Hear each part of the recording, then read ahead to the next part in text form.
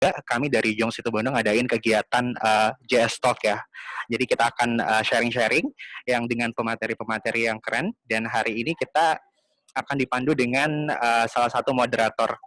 Nah, teman-teman sebelum kita mulai, jadi untuk kesempatan kali ini jangan lupa saya himbau dulu, teman-teman untuk unmute dulu ya. Untuk mute dulu nih, untuk yang belum di mute, mungkin teman-teman sekarang bisa mute terlebih dahulu selama webinar atau JS Talk berlangsung. Nanti kita akan dibantu oleh teman kita, namanya Ulfa, yang akan ngebantu untuk moderator malam hari ini. Dan semoga hari ini kita bisa dapat insight yang cukup banyak dari dua pemateri kita yang pada saat ini udah bergabung di tengah-tengah kita. Nah, langsung aja untuk kesempatan kali ini, kita akan bergabung dengan moderator Ulfa, Safira Ulfa. Jadi Ulfa ini adalah mahasiswa Universitas Airlangga, Departemen Matematika Angkatan 2016, sebagai Ketua Divisi Entrepreneurship ya di Bursa Eksakta Fakultas Sains and Teknologi di Universitas Airlangga. Nah, selain itu juga Ulfa bisa bergabung di Violinis Airlangga Orkestra, dan saat ini gabung di dua kegiatan tersebut. Nah, langsung aja kita undang Ulfa buat gabung, buat bisa jadi moderator di kesempatan kali ini. Silakan Ulfa. Oke, Assalamualaikum warahmatullahi wabarakatuh. Selamat malam semua. Terima kasih Mas Bima. Terima kasih juga buat teman-teman yang udah menyempatkan join malam ini di Jong Situbondo Talk Season 3, yang mana malam ini itu temanya ya menjadi mahasiswa aktif dan prestatif kayak gitu.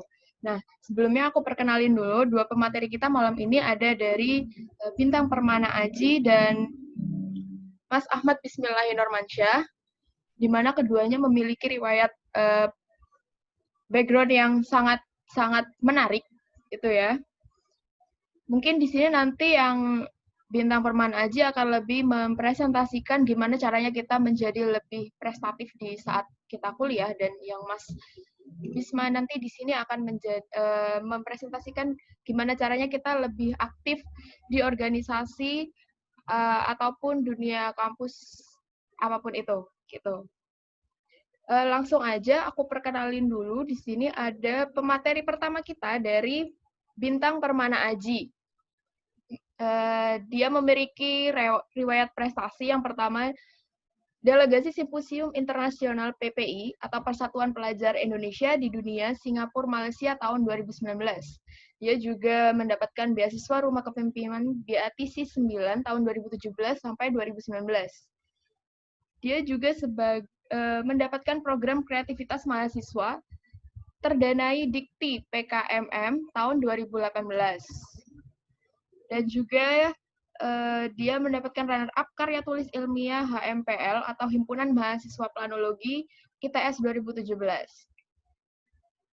Untuk riwayat akademik, di sini ada yang pertama, seminar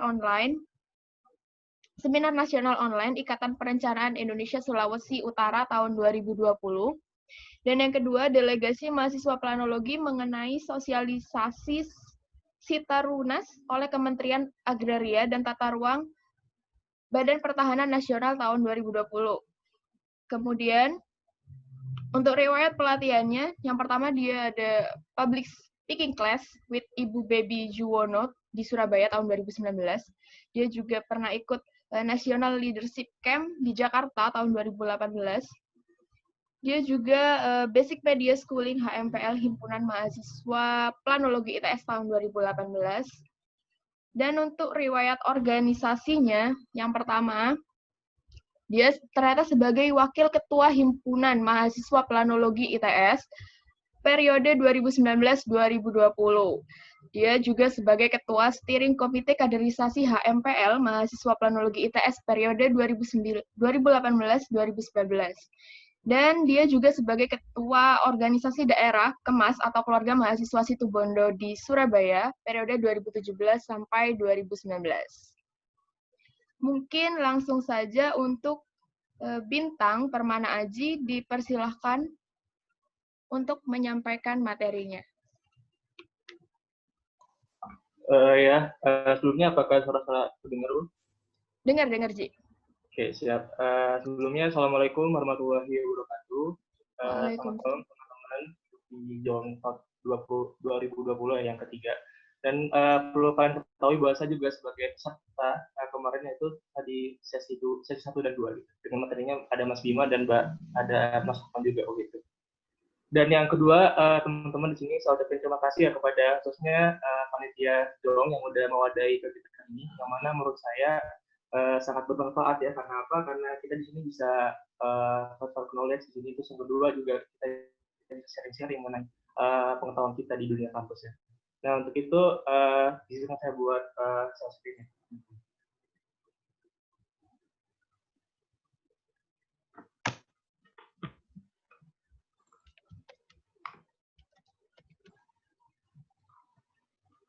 Oke.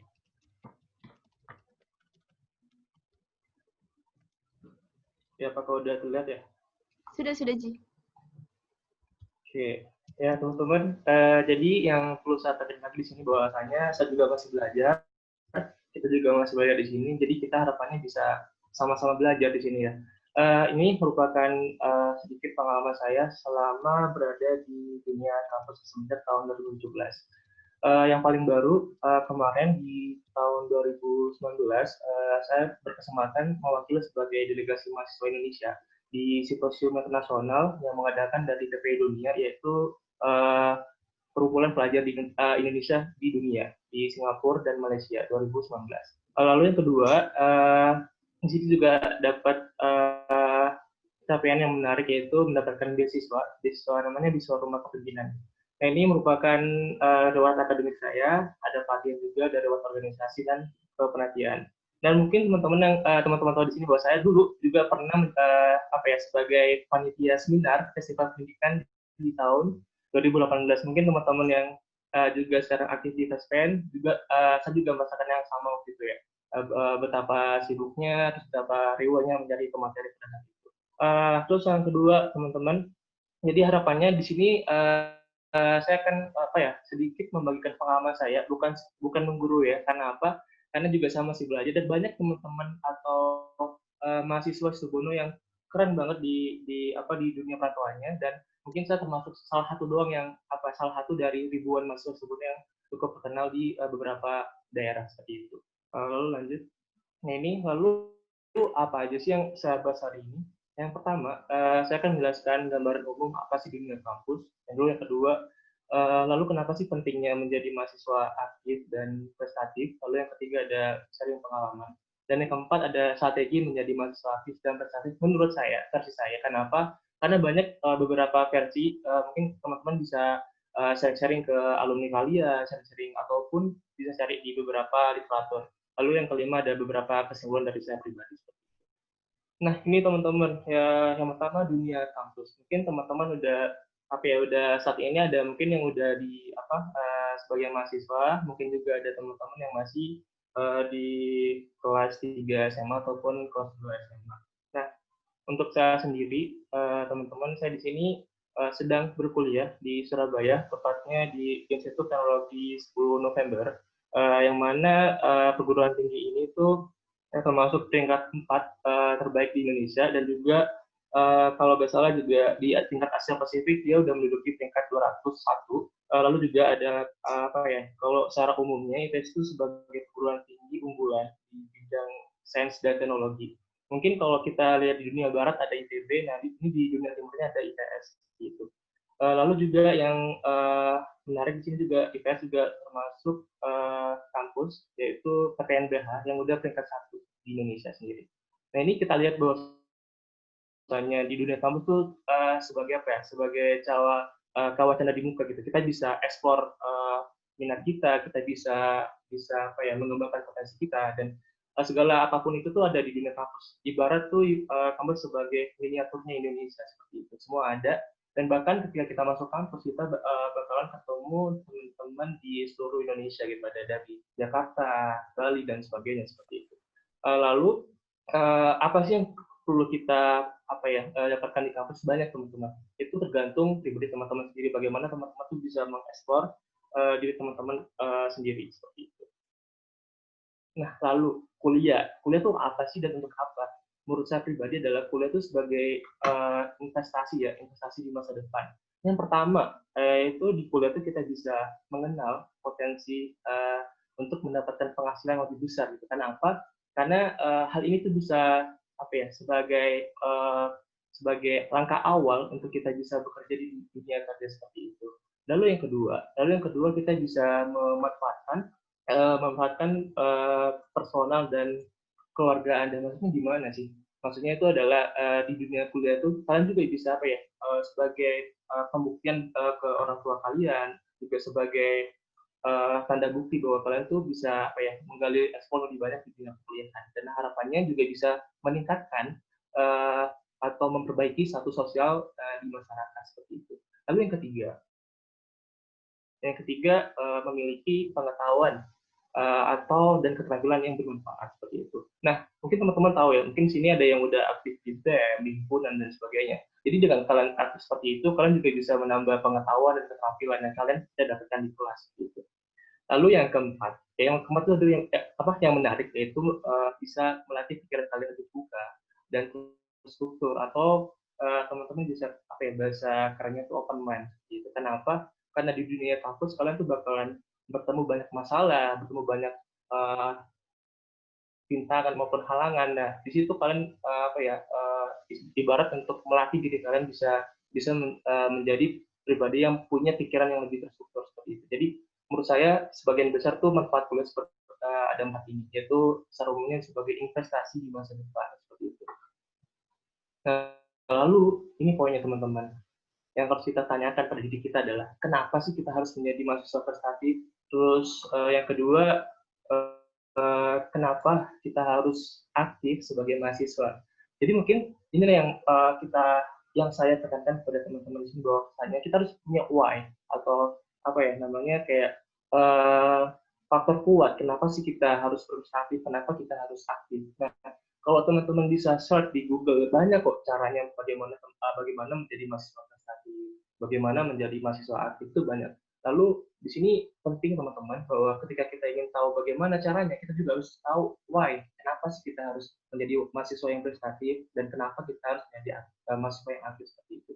Bahkan kalau teman-teman tahu di bukunya Simon Sinek yang kalau salah judulnya Find Your Why, itu juga apa ya, membuktikan bahwa faktor why itu sangat penting. Nah, pernah nggak sih teman-teman tanya di dalam diri kalian bahwa kayak kenapa sih tiap hari pagi saya harus bangun, punya semangat apa sih? Itu teman-teman harus pertanyakan pada diri kalian sendiri gitu. Karena faktor why itu sangat mendukung buat apa ya, pencapaian teman-teman ke depannya seperti itu. Nah, ini menurut saya pentingnya menjadi mahasiswa aktif dan prestatif. Yang pertama, ketika teman-teman bisa berusaha menjadi mahasiswa aktif dan prestatif, yang pertama kalian bisa membuka pola pikir atau cakrawala dan menerapkan untuk selalu kepo dan belajar. Mungkin teman-teman tahu ya kata familiarnya Steve Jobs, yaitu stay foolish, tetap belajar seperti itu. Nah, ketika kalian mencoba untuk menjadi mahasiswa yang aktif dan prestatif, mau gak mau kalian tuh harus membuka peluang baru, membuka tantangan baru, sehingga kalian juga bisa membuka pola pikir kalian seperti itu. Lalu yang kedua untuk meningkatkan kompetensi dan kemampuan. Nah, di sini juga penting, karena ketika kita meningkatkan kompetensi kita, maka kita dapat menjadi versi terbaik dari diri kita sebelumnya seperti itu. Lalu yang ketiga, kita bisa menjadi pribadi yang lebih kuat. Kenapa? Mungkin teman-teman tahu ya bahwa ketika kita masuk kampus, saingan kita tuh udah bukan teman-teman dari Situbondo lagi. Yang saingan kita tuh udah se-Indonesia ya. Maka dari itu pasti saingan sangat selektif, sangat kuat. Oleh karena itu, disitulah kalian bisa menjadi pribadi yang lebih kuat nanti. Lalu yang keempat, menjadi warga negara tanpa batas negara. Nah, artinya apa? Bahwa ketika kalian menjadi mahasiswa yang aktif dan prestatif, kalian tuh mau gak mau bakalan ketemu orang baru, ketemu pengalaman baru. Nah, maka dari itu, kalian bisa menambah jaringan atau bahasa kerennya networking. Gitu. Lalu yang kelima, yaitu untuk mengembangkan bidang ilmu yang kita geluti seperti itu. Jadi selain kita fokus kuliah di bidang akademik, kita juga bisa mengembangkan bidang ilmu kita ketika kita benar-benar ikut event atau agenda yang sesuai dengan akademik kita. Lalu yang terakhir, dengan kita berusaha untuk aktif dan berprestasi, kita juga belajar untuk bersyukur dan sadar diri. Karena apa? Karena kita tahu bahwa teman-teman di atas langit masih ada langit itu. banyak ketika saya kemarin ikut lomba dan sebagainya tuh banyak teman-teman yang istilahnya kayak udah pintar banget. Bahkan kita nih dari mahasiswa sebelum tuh menurut saya cukup jauh. Karena apa? Karena mereka misalkan di Yogyakarta, di Jakarta, mereka tuh udah punya lingkungan yang mendukung. Kenapa mereka tuh udah udah dilatih setiap harinya menjadi pribadi yang selektif, di mana-mana ada lomba dan sebagainya lain, bedanya di Situbondo pada saat itu ya. Mungkin sekarang dengan kita bisa mengetahui lingkungan kita di kampus, kita bisa menerapkan yang baik itu di Situbondo nantinya seperti itu. Nah, ini poin-poin yang menurut saya merupakan pentingnya menjadi mahasiswa aktif dan prestatif. Nah, lalu apa sih? Kenapa sih kita harus menjadi punya track record yang baik di kampus? Kenapa kita harus punya penghargaan yang banyak di kampus? Ini sebenarnya. Jadi ibarat ketika kita punya banyak pengalaman, punya banyak prestasi di kampus itu dapat menjadikan ibarat kayak riwayat kita gitu. Kenapa? Ntar di pasar kampus ini sangat dibutuhkan ketika kalian ingin melamar kerja. Pasti orang yang udah kerja pasti melihat kita bahwa kita adalah pengalaman seperti itu. Makanya dengan kita banyak ikut lomba, dengan kita aktif di kampus, kita dapat mengukir perjalanan kita gitu, sehingga nantinya bisa mempermudah untuk menggapai di dunia pasar kampus seperti itu. Dan di sini menurut saya kalau saya start di sini bahwasanya fungsi mahasiswa itu adalah sebagai media belajar untuk mengembangkan pemikiran secara saintifik maupun praktis. Selain itu, alasan menjadi mahasiswa berprestasi adalah pertama sebagai impact instrument untuk mengukur sejauh mana sih kemampuan kita selama kuliah di 3-4 tahun ini ketika terpilih atau kita dilatih untuk mengembangkan ide fakta sosial kita. Jadi ketika kita menjadi mahasiswa berprestasi atau yang aktif, itu juga bisa melatih kompetensi kita nantinya. Jadi intinya, ketika kita banyak prestasi, kita dapat mengukir portofolio kita gitu, bagaimana kita bisa punya banyak pengalaman di dunia kampus sehingga berguna di dunia pasar kampus. Nah, ini mungkin teman-teman juga pentingnya kita juga membuat CV. Karena apa? Karena yang dicari pada saat ini adalah CV kita tuh yang menarik dan yang infografis gitu. Nah, ini saya ingin memberikan tips sedikit untuk membuat CV teman-teman, karena dunia pasar kerja sangat dibutuhkan ya. Nah, mungkin teman-teman kemarin-kemarin banyak kayak mendesain CV pakai Canva dan sebagainya, dan itu menurut saya udah cara lama. Karena cara yang baru adalah banyak perusahaan-perusahaan itu melihat riwayat kita dari sosial media kita, teman-teman. Jadi kalau boleh kita bisa share di sosial media itu yang inspiratif, yang berbau akademik seperti itu, sehingga itu juga bisa menjadi penilaian kita di dunia pasar kampus seperti itu. Nah, lalu juga beda teman-teman membuat CV di Indonesia sama membuat CV di luar negeri. Ketika kita ingin kuliah di luar negeri itu juga beda. Nah, itu juga saya cantumin linknya, teman-teman bisa mempelajari di situ. Nah, ini perjalanan akademik saya, teman-teman. Jadi di tahun 2017 saya alhamdulillah udah dapat runner-up karya tulis ilmiah di himpunan jurusan saya di jurusan Ipanologi atau bahasa kerennya PWK seperti itu. Lalu di tahun 2018 ini yang sangat menarik, teman-teman. Bayangkan ya, saya dulu ketika masih SMP maupun SMA itu dikenal sebagai siswa yang pasif, yang tidak berprestasi ketika masa-masa SMA. Lalu ketika saya masuk tahun 2018 di semester 2 pada saat itu, saya mendapat keberuntungan karena waktu itu saya diajak oleh cutting saya untuk lomba. Kebetulan cutting saya ini udah punya pengalaman di timnas. Akhirnya saya diajak gabung, lalu singkat cerita terdanai. Jadi program kreativitas mahasiswa saya terdanai di alhamdulillah dengan judul seperti yang sudah teman-teman lihat di situ, ada aksi pemuda berliterasi melalui storytelling, etnografi dan pahlawan katakan berbasis sistem kepemanduan sebagai upaya membentuk karakter generasi penerus bangsa.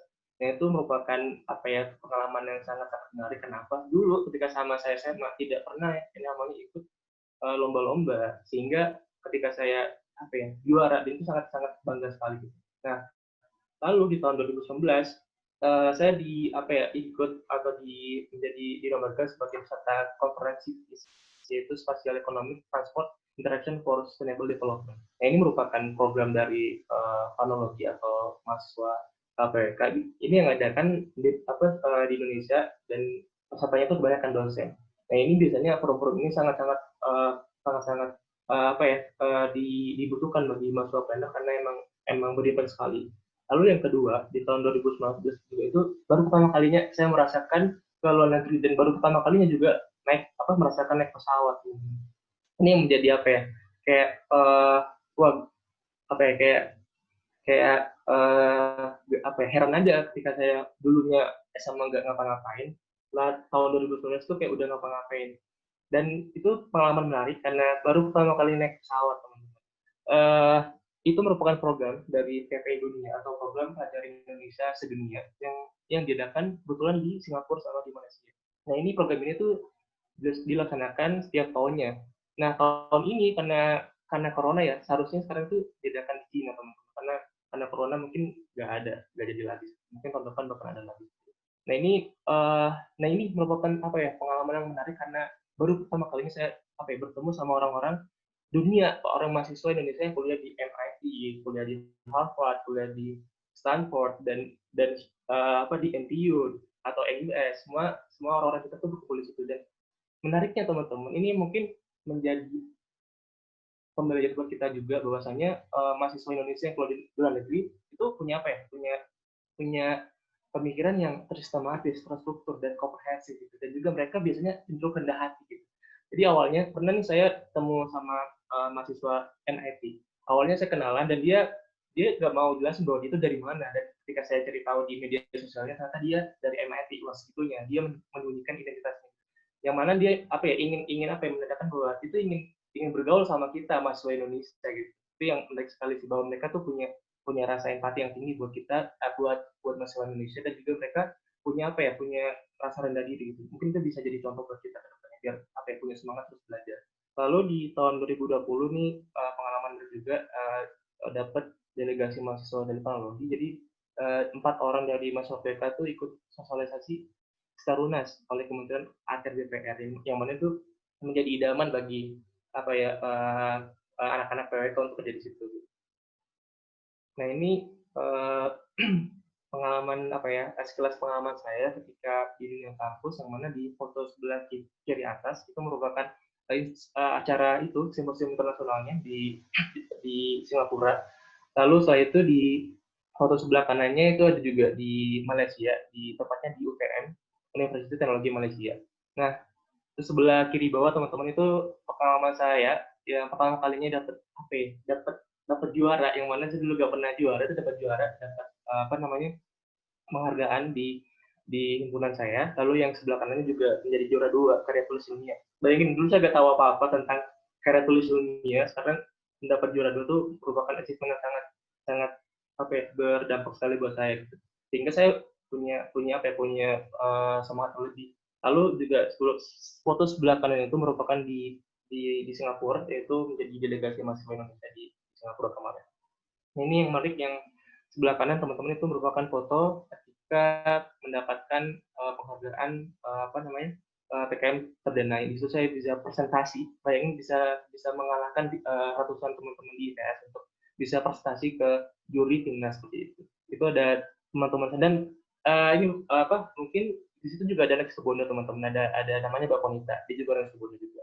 Dan itu juga menjadi batu loncatan buat saya kala itu, karena kayak dari itu saya bisa menjadi pribadi yang terus berusaha lagi ke depannya. Nah ini teman-teman, ketika kita lihat bahwa saya kemarin itu dapat capaian banyak di akademik, lalu bagaimana dengan organisasi? Bahkan ada anonim bilang mengatakan bahwa segala-galanya aktivis kampus itu adalah ia yang mempertentangkan akademik dengan organisasinya. Bahwa di sini saya membuktikan buat teman-teman bahwa kita tuh bisa balance antara organisasi sama akademik. Di sini juga kemarin saya diamanai lagi menjadi wakil ketua himpunan, lalu juga kemarin juga menjadi ketua SC kaderisasi, atau ibaratnya kayak sebagai koordinator kaderisasi di himpunan saya, yang mana berhubungan sama human resource, bagaimana saya bisa mengospek teman-teman kampus. Dan itu banyak pengalaman yang saya dapat, bagaimana saya bisa mengenal karakter manusia di situ, sehingga bisa adapt sama mereka gitu. Lalu ini yang ketiga, ini yang sangat menarik sih, menjadi ketua Orda. Dan bayangin ya, dulu selama SD, SMP, SMA, saya nggak pernah menjadi nggak pernah ikut kepanitiaan, nggak pernah ikut organisasi ataupun OSIS, dan kaget ketika waktu itu dimana sama teman-teman Surabaya buat menjadi ketua. Itu yang jadi menjadi batu loncatan saya juga buat terus memperbaiki saya setiap hari. Ini yang sangat-sangat menarik di ketua Orbaik, Mas, dan itu banyak pengalaman yang unik. Lalu juga di penelitian juga saya pernah di seminar Festival Pendidikan Situbondo di tahun 2018. Waktu itu ada materinya ada Mas Hasan Busri, juga orang Semarang juga. Nah ini mungkin saya nyontek di Twitternya Mas Bima kemarin ya ketika seminar TSN. Soalnya sangat menarik sekali karena menjadi penerima beasiswa itu juga bisa menjadi investasi sumber daya kita nih buat kedepannya gitu. Kenapa? Karena banyak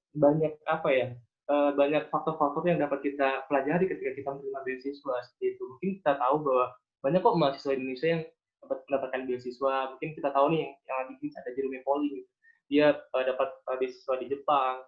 Lalu juga ada Iman Usman yang kemarin juga dia baru 3 hari lalu dia keterima di Harvard. Bayangin ya, mahasiswa Indonesia juga kita bisa loh bahwa terjun dalam kancah dunia. Bahkan juga ada Maida Yunda, juga ada Pak Ridwan Kamil dan sebagainya.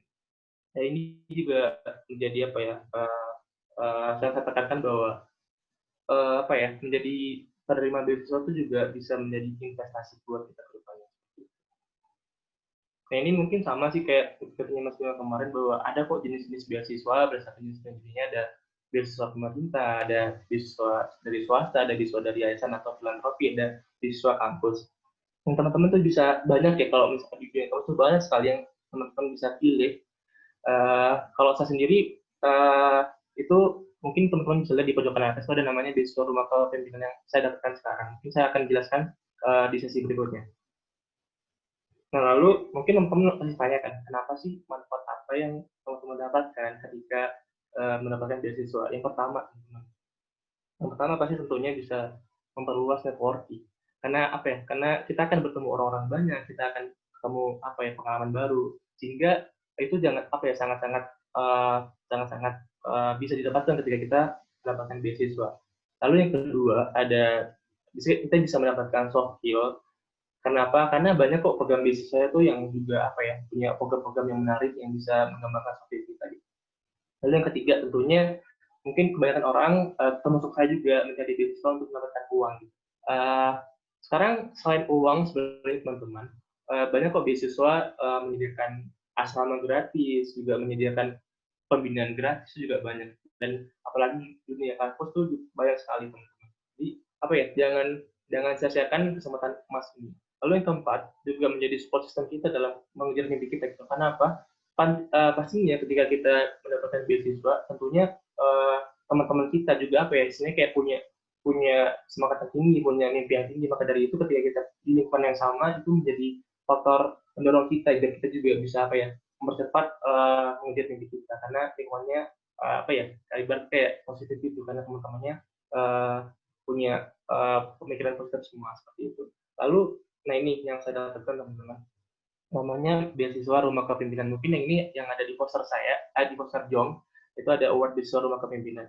Nah ini merupakan beasiswa ini merupakan beasiswa pembinaan. Nah jadi selain mendapatkan uang, itu juga mendapatkan pembinaan selama 2 tahun.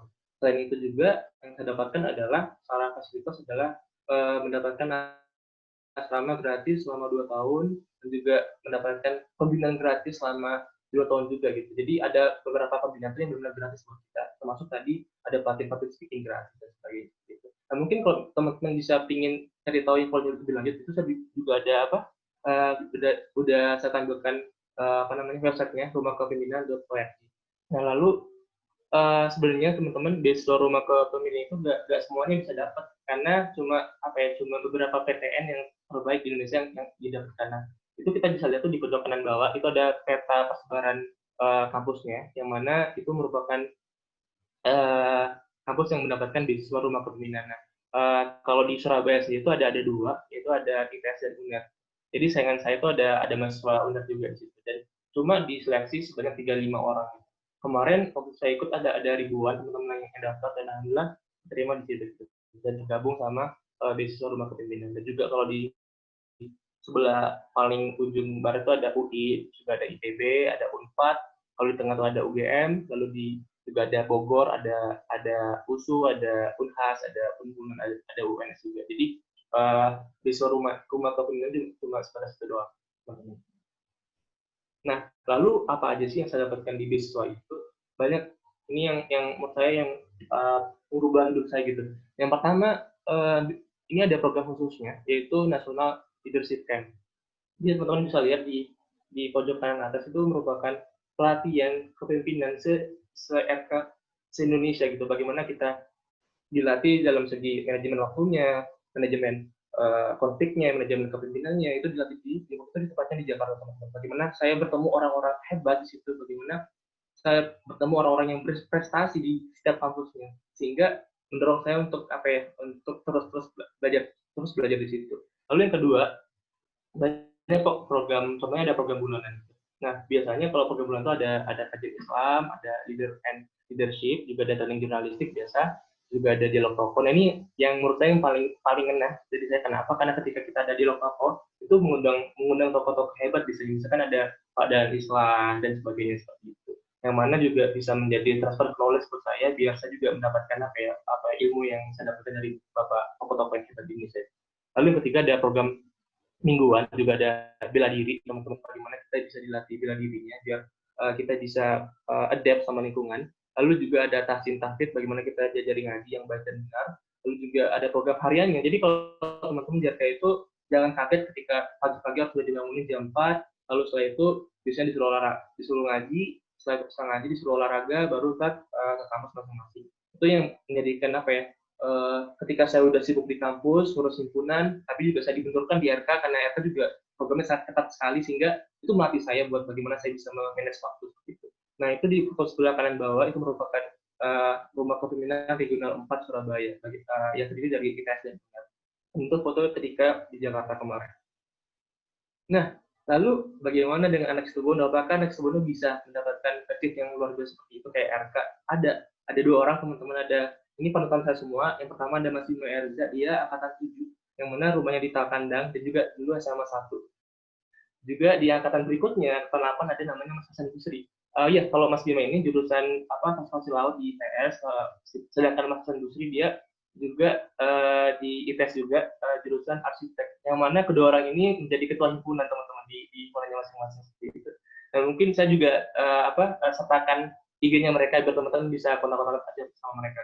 Jadi kita bisa mendapatkan bahwa di sini juga anak Situbondo itu bisa mendapatkan bisa bersaing sama teman-teman di Indonesia gitu. Nah, ini ada kata-kata sedikit dari saya, teman-teman. Dulu emang saya jujur kayak nggak ngapa-ngapain ya selama SMA, SMP, bukan menjadi mahasiswa prestasi. Bahwasanya saat ini saya kaget ketika saya bertemu sama bintang-bintang gitu. Pernah waktu itu, teman-teman, ketika SMA kelas 3, saya menuliskan doa bahwasanya tahu nih nggak quotes-nya Soekarno bahwa bermimpilah setinggi langit ketika kau terjatuh, bahwa kau akan terjatuh di antara bintang-bintang itu.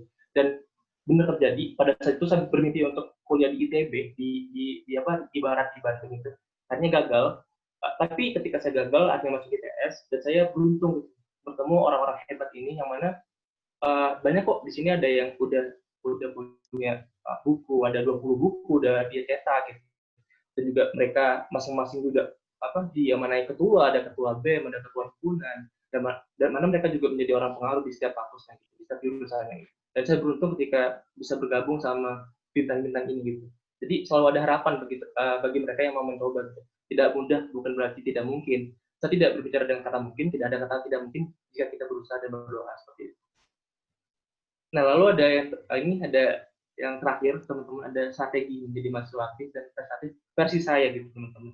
Jadi yang pertama yang harus kita tahu adalah cari tahu nih kebutuhan kita di masa depan gitu. Apa sih yang masa depan itu cari gitu. Nah, mungkin teman-teman tahu bahwa skill yang kita butuhkan di tahun 2020 itu ada 10, teman-teman. Yang pertama ada complex problem solving. Bagaimana kita harus bisa melatih pemikiran kita, bagaimana kita harus bisa melatih permasalahan kita, bagaimana kita harus melatih memecahkan suatu solusi seperti itu. Nah, Itu yang harus kita tahu sehingga kita bisa bisa dari sekarang tuh bisa mempersiapkan itu gitu. Lalu yang kedua, ini singkat saja yang cuma 2 tips dari saya teman-teman. Jadi yang penting adalah kita buat target teman-teman. Kenapa? Karena target itu menentukan bagaimana kita tuh sekarang, bagaimana kita bisa mempersiapkan masa depan. Jadi ada target kalau kita breakdown teman-teman, ada target jangka panjang, ada target tahunan, ada target bulanan, dan ada target harian.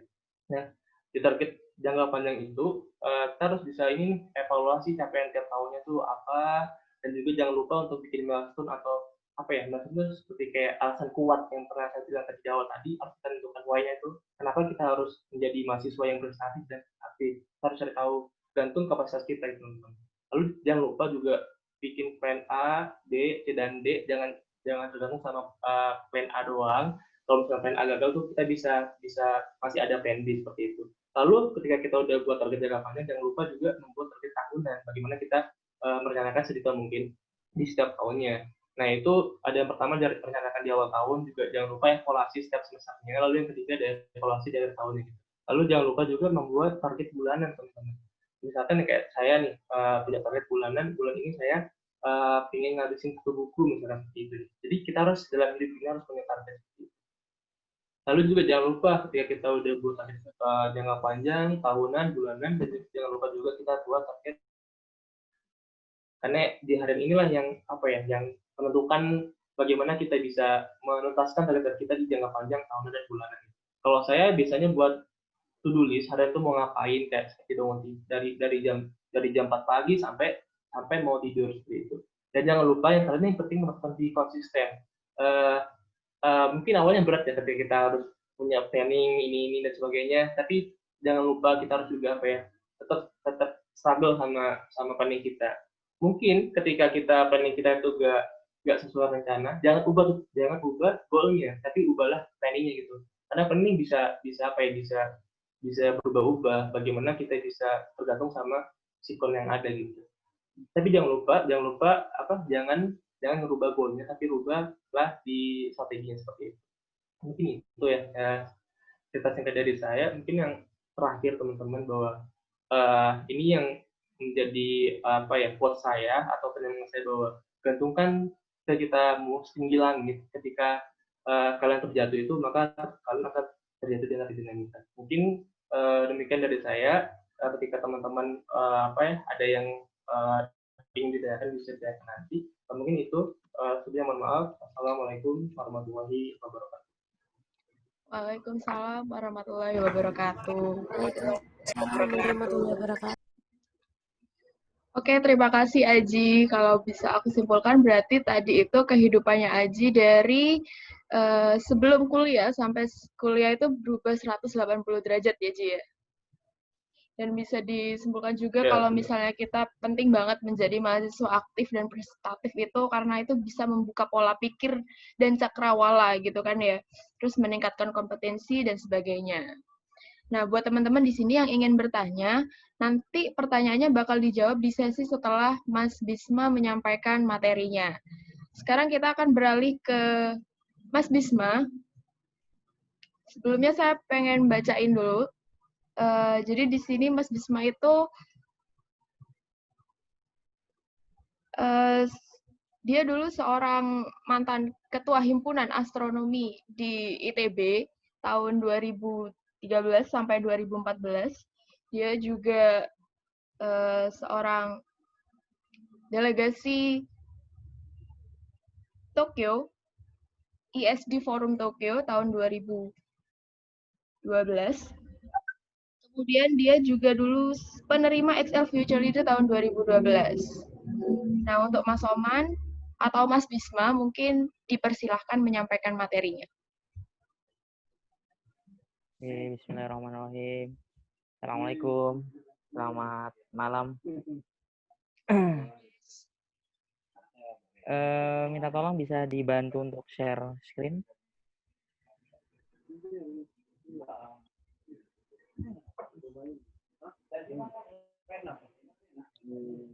Oke, mungkin bisa di F5 ya. Oke, bismillahirrahmanirrahim. Apa namanya? Kenalkan, nama saya Ahmad Bismillahirrahmanirrahim.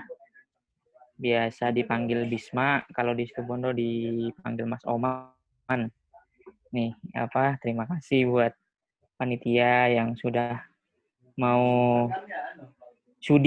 mengundang saya ini. Saya malu ini jadi pembicara bareng Aji yang saya nggak ada apa-apanya ini. Ya, Pak. Jadi kebetulan lagi keliling juga, terus ini juga lagi di pesantren, jadi bajunya baju ini. Jadi tadinya nggak mau muncul dulu tadi, telat aja gitu loh maksudnya. Cuma karena panitia menginginkan saya juga hadir dari awal, itu memang saya coba ini sempat-sempatkan gitu ya sedikit untuk bukan sharing tapi lebih ke belajar bersama, karena saya cuma kebetulan lahir lebih dulu. Mungkin di sini mayoritas teman-teman mungkin lebih muda dari saya gitu ya. Saya kelahiran Situbondo 9 Februari 92, terus sekolah sampai SMA di Situbondo, kemudian hijrah ke Bandung di 2010. Terus ya kegiatan saya selama di kampus ya kayak ke Alfamart gitu ya, kayak ke Alfamart. Saya ke sana itu mau ambil es krim, saya mau ambil coklat, saya mau ambil macam-macam lah intinya. Itu saya ramu untuk bekal saya di kehidupan selanjutnya. Ini sorry ini banyak ini karena rame di ini. Jadi lanjut ini nggak perlu dijelaskan ini. Next.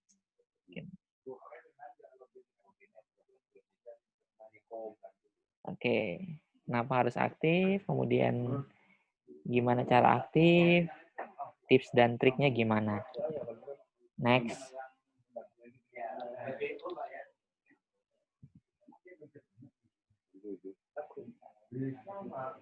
Mas Reva mungkin bisa di next lagi. Duh, lewat ya. Oke. Kenapa sih kita harus aktif gitu ya? Jadi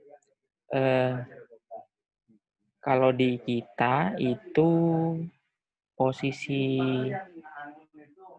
kuliah atau misalkan di sekolah kedinasan atau di apa, itu merupakan transisi sebelum kita menuju realitas yang dihadapi setelah sekolah ya. Jadi kalau dari TK sampai SMA mungkin daily basis kita sekolah from 7 to 13 atau to 16 tiap hari. Selama hari kerja kita sekolah. Tapi kalau kuliah itu transisi di mana kita sudah mulai diajarkan untuk merdeka. Dalam artian kita menyusun kurikulum perkembangan diri kita sendiri di saat menjadi mahasiswa.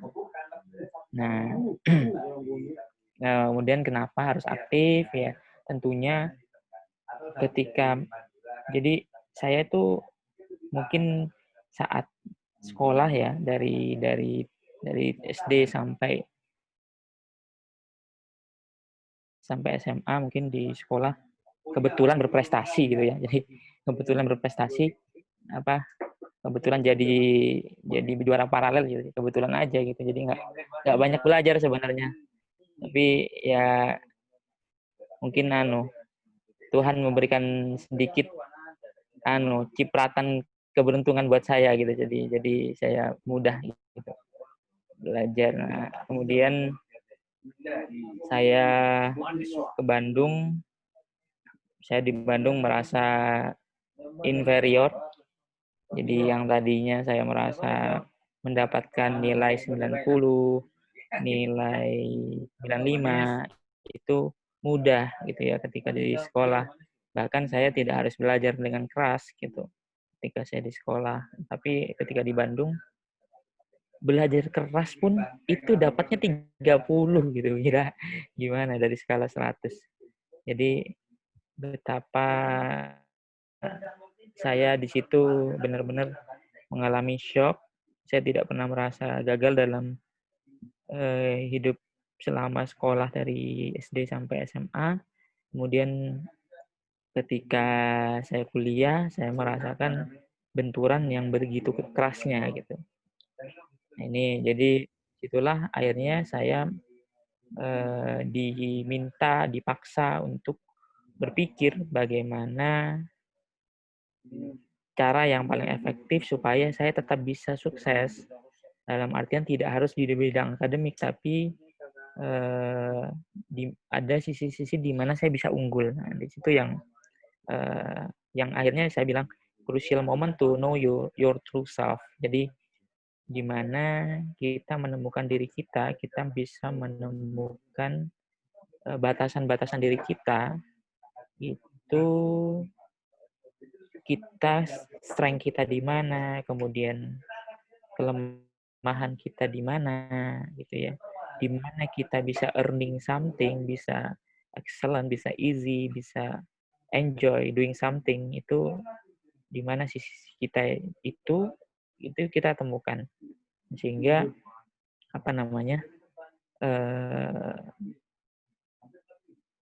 penting buat kita bisa mengenal diri kita, karena di kehidupan selanjutnya itu merupakan kehidupan yang benar-benar berada di kendali kita sepenuhnya. Sehingga mengenal diri adalah suatu yang sangat krusial di masa-masa ini. Terus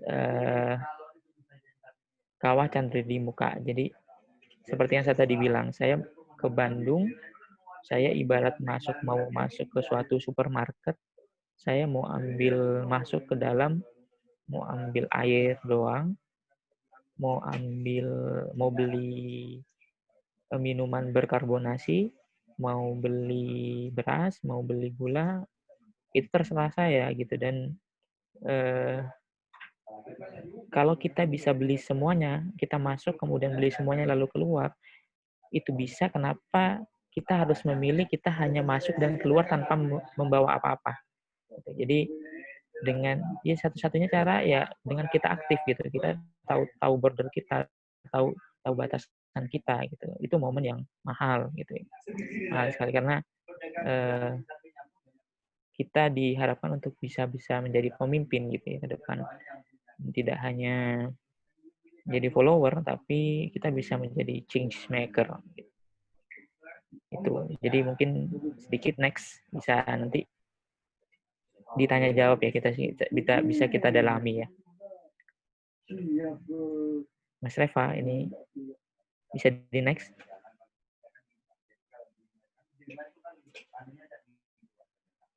Nah, gimana cara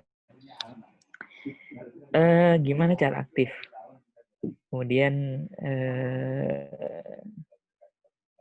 jadi yang saya lakukan ketika itu, saya di tingkat pertama di IPB itu biasa disebut dengan tahap persiapan bersama TPB. Nah, di situ kita masih kuliah bersama teman-teman satu fakultas. Nah, jadi kita belum dijuruskan dan kita masih belajar bersama sama-sama yang lain juga, sama jurusan-jurusan lain yang sefakultas. Nah, saya di situ yang seperti tadi saya ceritakan sebelumnya, saya shock banget. Kemudian saya merasa bahwa saya tidak ada apa-apanya dibandingkan teman-teman dari SMA 3 Bandung, SMA 5 Bandung, SMA 8 Jakarta, SMA Penabur, SMA 5 Surabaya, SMA 3 Malang, kemudian dari SMA top itu. Jadi saya mencari di mana saya bisa eksis dan di mana saya bisa creating something yang beneficial gitu ya. Jadi akademik udah bukan jalannya yang bisa saya tempuh gitu ya. Nah, akhirnya saya memilih jalur non akademik, di mana juga di situ merupakan momen yang mahal untuk kita bisa mencapai sesuatu tanpa jalur yang linear, yaitu jalur akademik. Jadi saya actively asking question. Jadi apa yang kita lakukan waktu itu, saya mau give up, saya mau resign dari kampus karena saya merasa bahwa saya useless. Nah, itu akhirnya saya bertanya, kebetulan di prodi saya itu ada 20 dosen, 20 pengajar, sehingga saya datangin satu-satu. Pak, Bu, saya mau resign. Saya punya kelemahan di akademik. Saya benar-benar nggak mempunyai kemampuan yang cukup di bidang ini untuk saya bisa survive. Nah, kemudian dari beberapa dosen-dosen itu ya pikirannya linier gitu ya. Jadi mereka menyampaikan bahwa ya kamu harus belajar dan sebagainya bla bla bla bla bla. Sampai saya bertemu dengan satu dosen yang apa namanya ya, yang unik, memberikan jawaban unik ketika itu, apa namanya, kamu bisa, saya melihat kamu punya talent, saya melihat kamu punya kelebihan, saya melihat kamu punya sesuatu yang harusnya ketika kamu asah itu bisa menjadi sesuatu yang impactful. Cobalah cari hal yang kamu senangi itu di sini dan kamu dalami saja itu, gitu ya. Nah, berbekal itulah saya akhirnya mencari, karena beliau itu kan kebetulan juga selain sebagai dosen di prodi astronomi ITB, beliau juga seorang pengusaha gitu. Dan itu merupakan panggilan hidup saya gitu. Jadi panggilan jiwa saya pingin ini. Nah, akhirnya saya itu awal ketika saya meyakini bahwa wah, saya harus bawa topik sesuatu yang outstanding dan extraordinary. Saya membawa topik asteroid mining waktu itu. Jadi wah, ini topik riset saya nanti di tingkat akhir. Jadi saya udah menemukan topik itu mulai semester 3 gitu, teman-teman. Jadi apa namanya?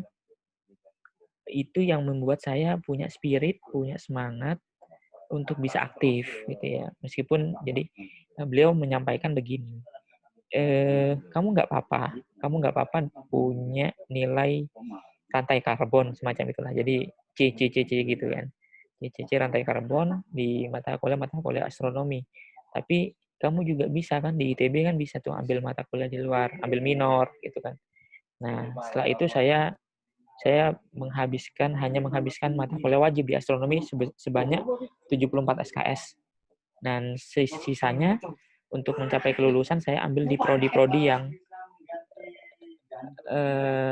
sesuai dengan keinginan saya, kayak di bisnis manajemen, teknik industri, kemudian geologi, teknik pertambangan, teknik penerbangan, aquaculture di sekolah teknologi hayati. Jadi saya benar-benar kalau teman-teman lihat transkrip saya tuh pasti bingung. Jadi masih ini nih kuliah apa sebenarnya gitu. Jadi karena mata kuliah wajib saja yang di astronomi, sementara yang lain-lain saya ambil di prodi-prodi yang lain yang di mana saya ingin belajar mata kuliahnya gitu kan. Tuh, terus akhirnya dari situ saya punya mimpi, oh ya oke, aku akan dalami ini, aku cari gurunya. Nah, akhirnya saya mulai saat itu saya mencari dosen yang bisa membimbing, selain karena topik asteroid mining itu kan juga terkait keekonomian, terkait dengan technical, kemudian terkait dengan apa namanya basic foundation yang lain gitu ya, dalam artian saya butuh ilmu teknik penerbangan, saya butuh ilmu industrial engineering, saya butuh ilmu mining engineering, saya butuh ilmu geologi, saya butuh ilmu astronomi itu sendiri. Jadi saya mengambil mata kuliah itu karena saya punya tujuan gitu. Nah, itu juga yang perlu teman-teman pastikan gitu ya, apa yang kalian ingin perjuangkan dalam hidup gitu ya, itu perlu didefinisikan. Jadi kemudian saya juga cari banyak banget pengalaman selama kuliah gitu ya. Saya mulai punya konveksi, mulai jualan kaos gitu. Jadi saya itu ada pengalaman menarik ketika baru pertama kali menginjakkan kaki di kampus. Saya itu jualan ini. Kebetulan waktu itu ospeknya kami itu cukup masih berat ya, beda sama yang sekarang gitu. Dulu punya spek yang macam-macam, jadi spek macam-macam. Kemudian saya waktu itu iseng, saya bikin geng bersepuluh, nyari spek yang dipersyaratkan oleh panitia ospek gitu.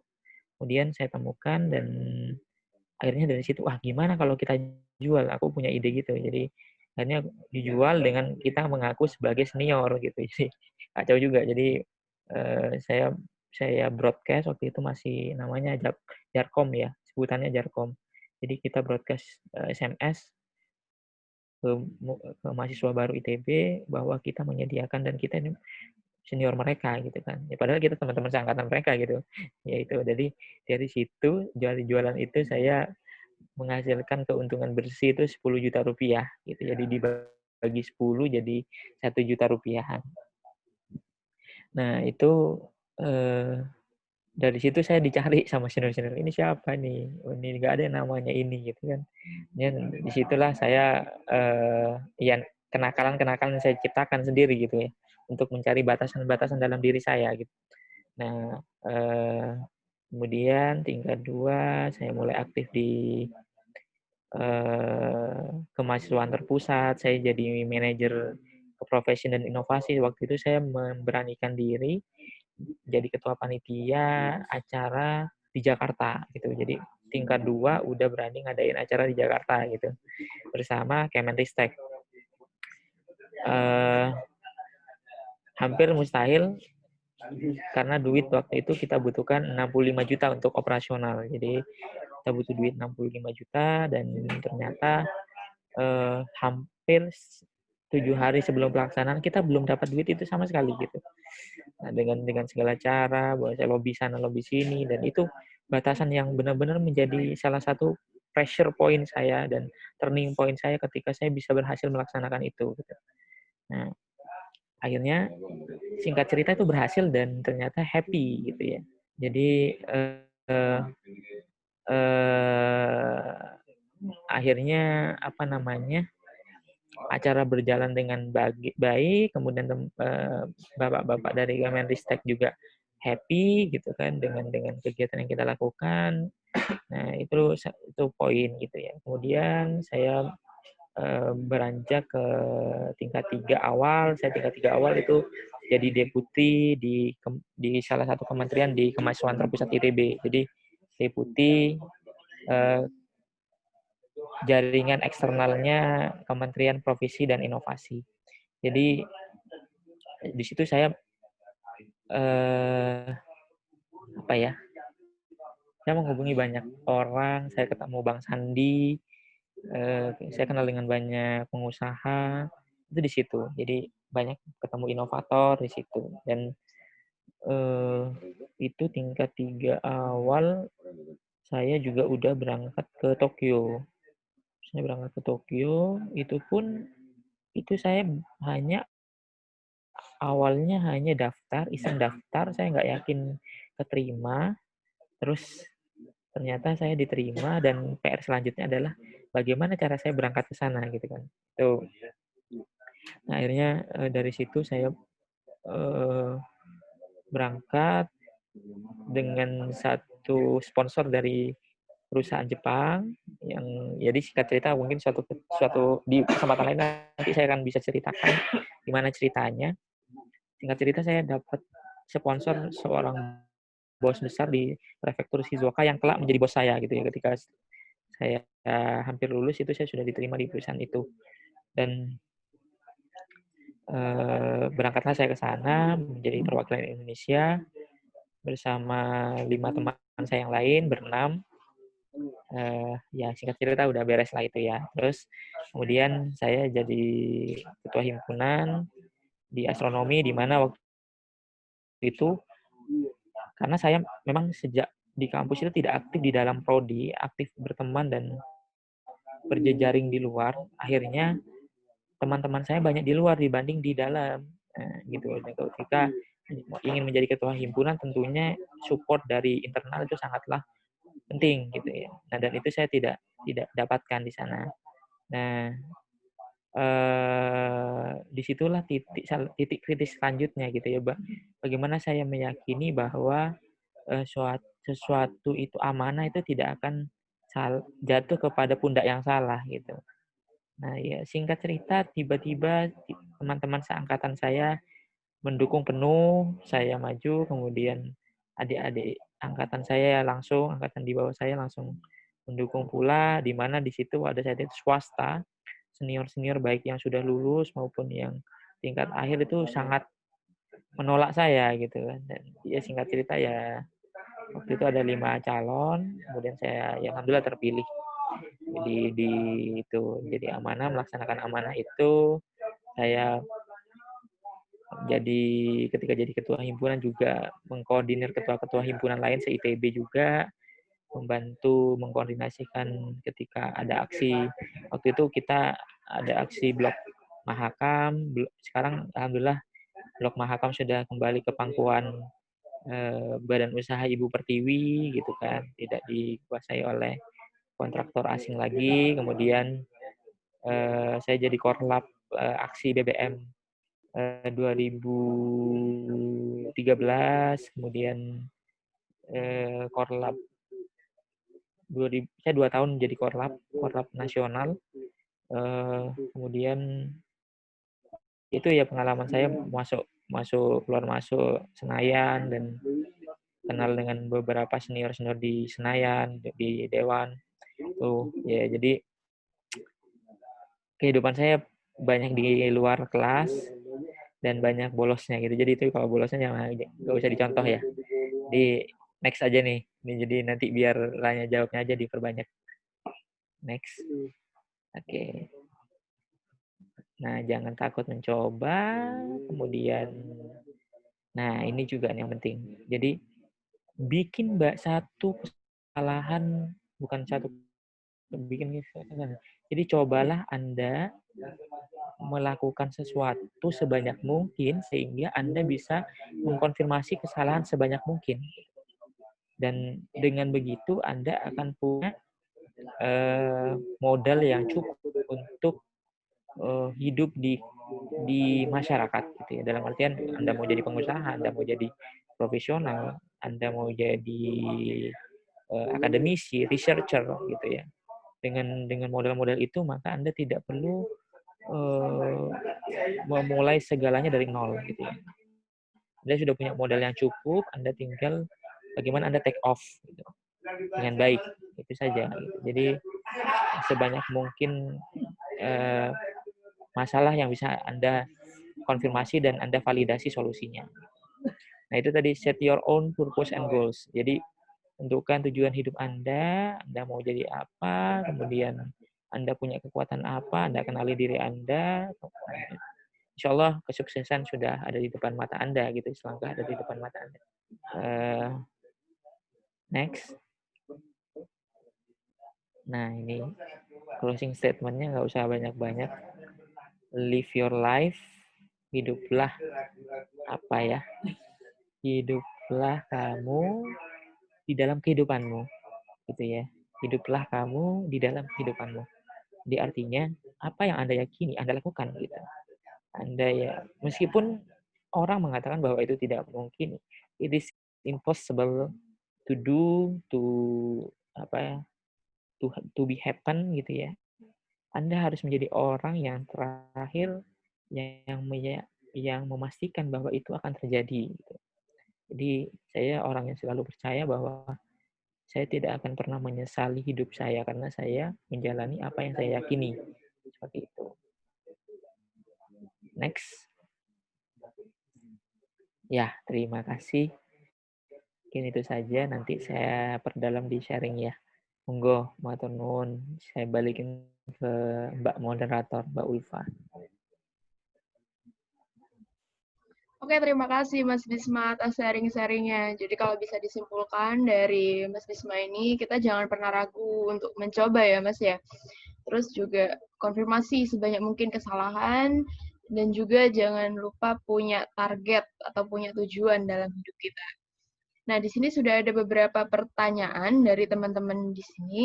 Yang pertama ada dari Gina, asal Situbondo, izin bertanya, apa motivasi awal Mas Aji pengen dapat beasiswa? Karena sejauh yang saya tahu, beasiswa itu banyak syarat dan kadang ada ketentuan yang buat kita agak pesimis. Seperti nulis essay, terus cuma buat yang mohon maaf kurang mampu, sama ada beberapa kegiatan seperti wajib ikut camp tiap tahun dan lain-lain, sama mungkin tips buat pertimbangan beasiswa mana yang kira-kira kita dapat sesuai kemampuan dan kondisi kita itu tadi. Mungkin Aji bisa dijawab.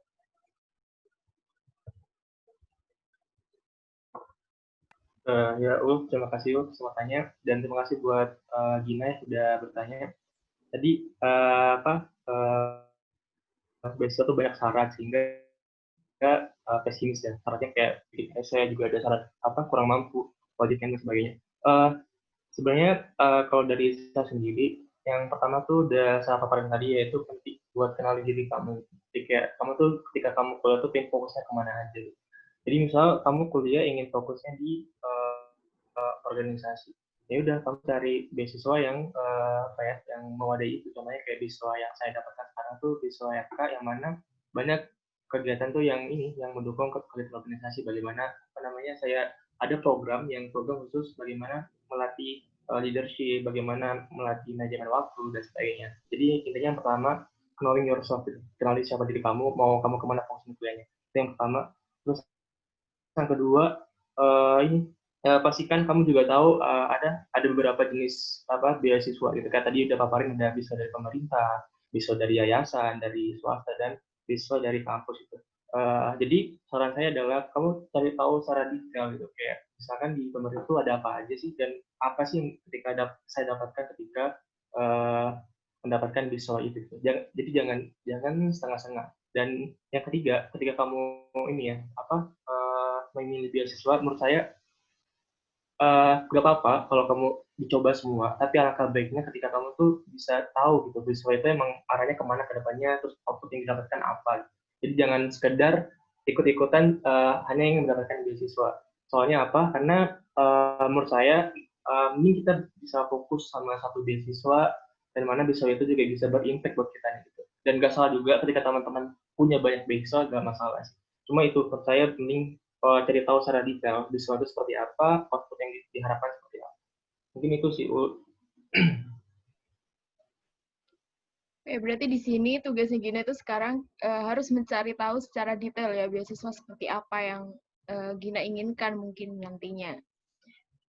Oke, mungkin lanjut ke pertanyaan selanjutnya, ada dari Fahri, asal Situbondo. Mas Aji izin mau tanya nih, setiap tipe orang dalam bersosialisasi kan berbeda-beda. Ada beberapa mahasiswa yang ingin sekali aktif di dalam dan luar kampus, namun tidak pintar dalam bersosialisasi, seperti yang Mas Aji ceritakan sebelumnya ketika di masa SMA menjadi mahasiswa yang kurang aktif di sekolah, namun ketika maju ke jenjang kuliah, Mas Aji banyak sekali pengalaman yang telah didapatkan. Bisa bagi tips dan trik biar mudah berbaur kepada banyak orang dan di dalam organisasi. Mungkin ini bisa dijawab sama Mas Oman juga ya nantinya, soalnya kan background-nya mirip-mirip nih. Mungkin dari Aji dulu nih.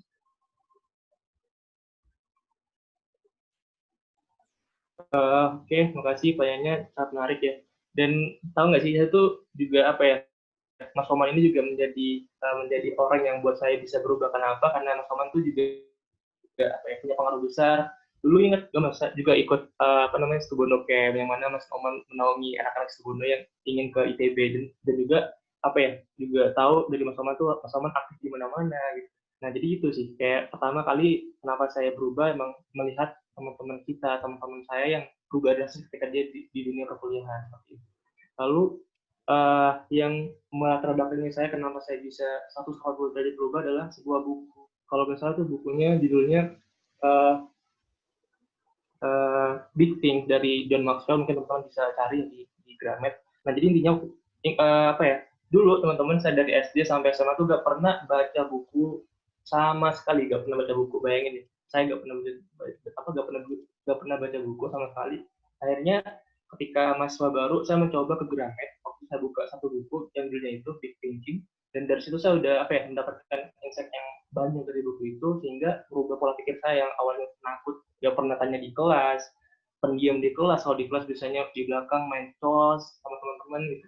Dan ketika kuliah berani bertanya, bahkan yang buat saya menjadi titik balik saya adalah pada saat itu adalah momen gerigi, mungkin kalau di ITB itu namanya, aduh lupa ya, pokoknya pembukaan orientasi mahasiswa gitu. Waktu itu ada ribuan mahasiswa PS berkumpul di situ, dan bayangin ketika pada saat itu ada Bu Risma yang hadir, dan dia bilang di sini ada kayak yang bertanya, padahal waktu itu kondisinya adalah mahasiswa yang nggak pernah tanya, apalagi di SMA, SMP, nggak pernah tanya sekali di kelas, dan akhirnya saya memilih untuk mengandungkan anak pada saat itu, dan hanya dipilih sama Bu Risma, dan akhirnya saya dikasih kesempatan buat bertanya, dan pada saat itu ketika saya berjalan di ITS tuh banyak orang yang melihat saya karena dikenal sebagai orang yang itu yang maju di gerigi gitu. Nah di sini itu karena pengaruh buku tadi sih, bagaimana buku itu juga pengaruh besar sama pemikiran kita, bagaimana buku itu juga berpengaruh besar sama cara pandang kita, gitu sih. Yang kedua juga perbanyak buku. Lalu yang ketiga mungkin ini sih sering-sering bergaul sama teman-teman. Contohnya kemarin sih juga kenapa saya bisa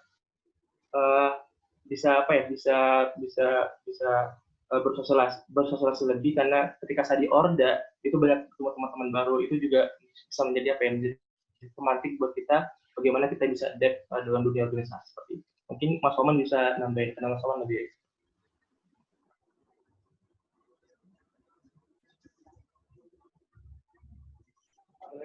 Monggo Mbak moderator, tadi gimana poin intinya yang ditanyakan? Kan tiap orang itu punya beda-beda ya Mas ya, ada yang gimana sih cara kita itu aktif gitu loh, sedangkan ada orang yang mungkin itu tidak pintar untuk bersosialisasi kayak gitu. Menarik. Jadi ya Anda harus mencari mendekat dengan lingkaran yang ingin Anda menjadi gitu ya. Misalnya Anda ingin menjadi penari yang hebat, ya bertemanlah dengan komunitas penari yang memungkinkan Anda untuk punya akses ke penari-penari hebat gitu ya. Jadi intinya kamu itu ya apa yang ada di sekitarmu. Jadi definisi kamu itu adalah apa yang ada di sekitarmu gitu, termasuk teman-temanmu gitu. Jadi sesederhana itu. Jadi kalau misalnya Anda ingin jadi, misalkan katakanlah ingin jadi ketua himpunan gitu ya di kampus, ya Anda harus banyak berbicara dengan ex ketua himpunan gitu ya. Atau Anda harus banyak berteman dengan teman-teman ketua himpunan gitu ya, meskipun Anda masih muda gitu, misalnya Anda masih tingkat 2 gitu kan. Itu. Jadi misalnya Anda ingin menjadi ketika lulus Anda bisa langsung dapat pekerjaan gitu. Ya, ketika ini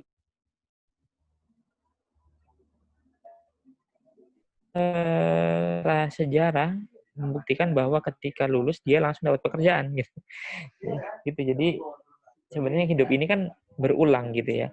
Hidup ini berulang, dan saya yakin bahwa kita itu termasuk saya gitu di sini sekarang, mungkin di forum ini mungkin salah satu yang paling senior gitu. Salah satu yang paling senior. Saya bukan lebih baik dari Anda, tapi saya hanya lebih dulu lahir aja gitu.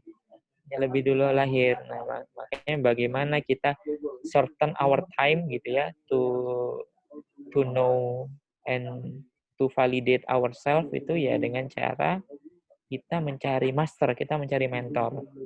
Kita mencari orang yang akan bisa memberikan guidance dan memberikan feedback pada kita. Itu sih. Jadi itu sih dariku.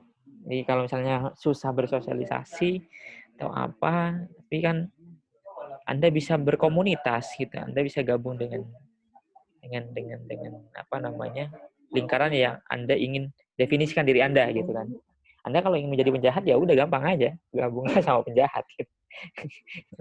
Kalau Anda ingin menjadi pengusaha, ya berkomunitaslah Anda dengan pengusaha gitu. Jadi Anda ingin jadi kiai, ya berkomunitaslah dengan kiai, kayak gitu. Jadi Anda ingin jadi bupati, berkomunitaslah dengan lingkaran yang mendukung Anda untuk jadi bupati. Gitu.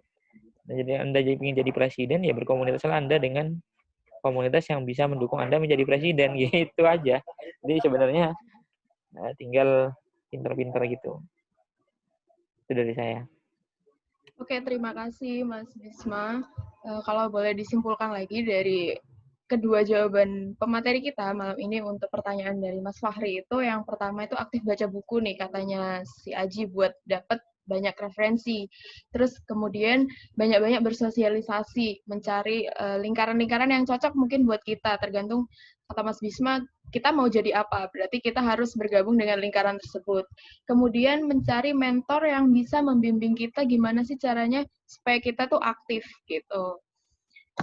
Oke, pertanyaan selanjutnya dari Yohanes, Tangerang. Izin bertanya kepada Kak Aji, mohon pencerahan untuk meningkatkan soft skill kita sebagai calon mahasiswa pada penggunaan digital dalam dunia pendidikan di perkampusan, baik dalam organisasi maupun kegiatan akademik atau non-akademik. Dikarenakan sudah menjelang memasuki era 5.0 guna mempersiapkan alumni yang siap bersaing dengan lulusan luar negeri. Mungkin selain dari Mas Aji, bisa dijawab dari Mas Bisma juga ya. Bolehlah ini dimulai dari Mas Bisma dulu deh. Gimana menurut Mas Bisma?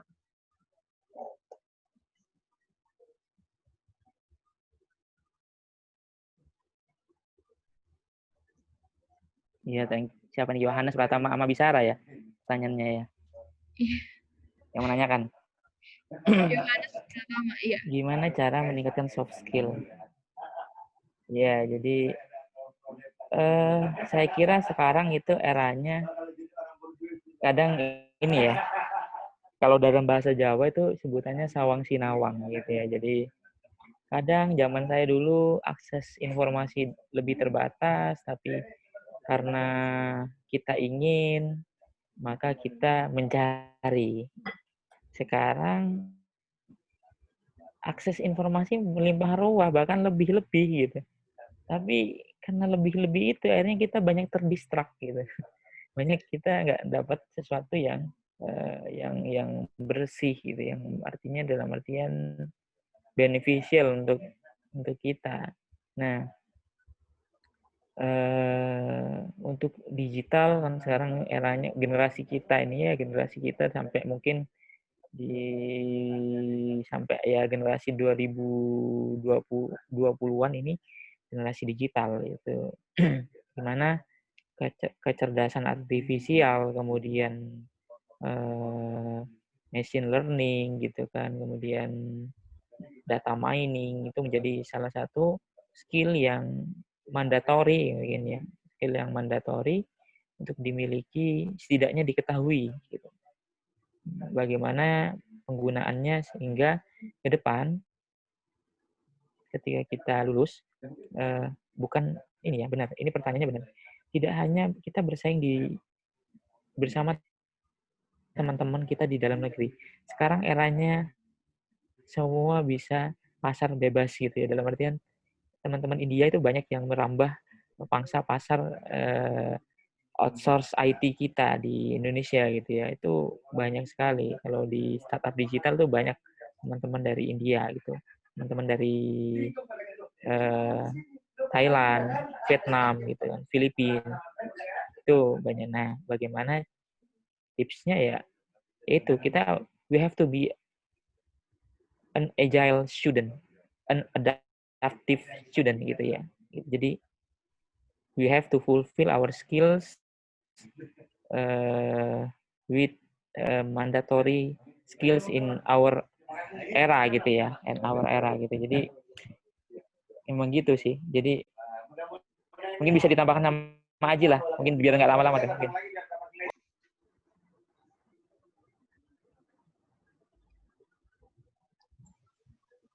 Oke, ini udah menjawab deh dari Mas Oman. Mungkin cukup tambahan dikit dari saya.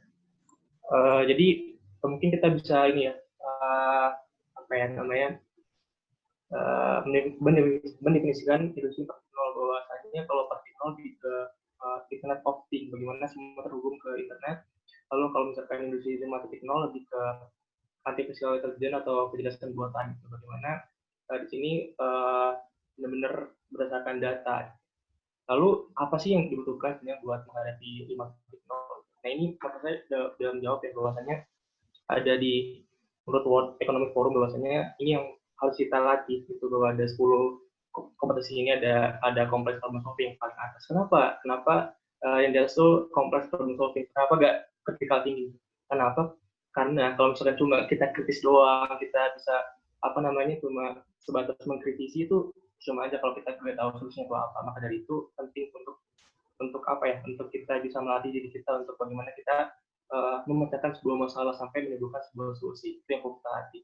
Nah, kalau misalkan tanya bagaimana cara meningkatkan soft skill, ini sih sebenarnya ada dua ya. Kalau soft skill itu ada interpersonal soft skill sama intrapersonal soft skill. Kalau misalkan inter lebih ke bagaimana kita bisa melatih komunikasi kita, public speaking ataupun kepemimpinan, itu mungkin bisa dilatih kalau di kampus, itu bisa di organisasi ataupun di pelatihan kampus, dan itu banyak apa adanya.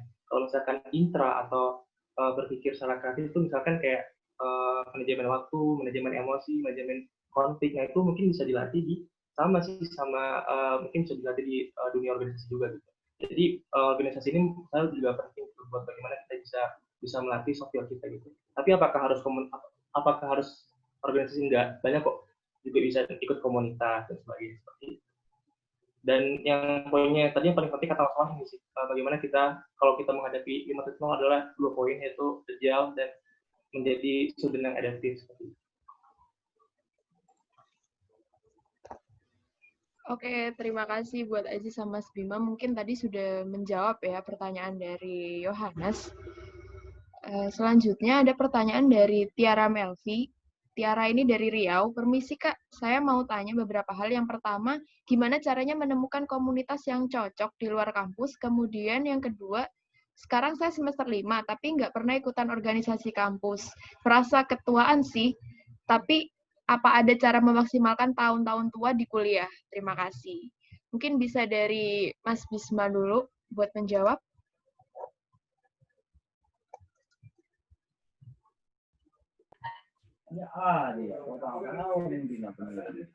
Pertanyaan tadi Tiara. Mbak Tiara ya, dari Riau. Wih, jauh juga nih Tiara dari Riau. Apa namanya? Ini Mbak Tiara kampusnya di Jatim atau gimana ini, kok bisa tahu info ini nih, kegiatan ini? Jadi penasaran juga. Tapi nggak pernah ikutin organisasi kampus. Saya ketuaan sih. Menurut saya nggak ada hal yang telat ya, atau nggak ada hal yang tiap orang punya timeline masing-masing, tiap orang itu punya apa sebutannya, nggak bisa dibandingkan dengan yang antara satu orang dengan orang yang lain. Misalkan mungkin orang lain belajar, misalkan contohnya ya, belajar membaca, ada yang sebelum TK, kemudian ada yang baru kelas 1 SD, baru ada yang baru bisa baca bahkan ketika SMP. Loh, pertanyaannya, dari gimana caranya dia bisa lulus SD gitu ya? Diisikan gurunya ujiannya. Nah, ini terjadi di Indonesia ini. Jadi apa namanya? Gimana cara aktif gitu ya. Banyak sekarang teman-teman bisa banyak memilih kegiatan di luar kampus juga gitu ya. Sekarang banyak sekali opsi-opsi kegiatan volunteer, kegiatan kepanitiaan yang membutuhkan partisipasi relawan-relawan itu, dan itu bisa jadi salah satu ruang-ruang yang bisa dimanfaatkan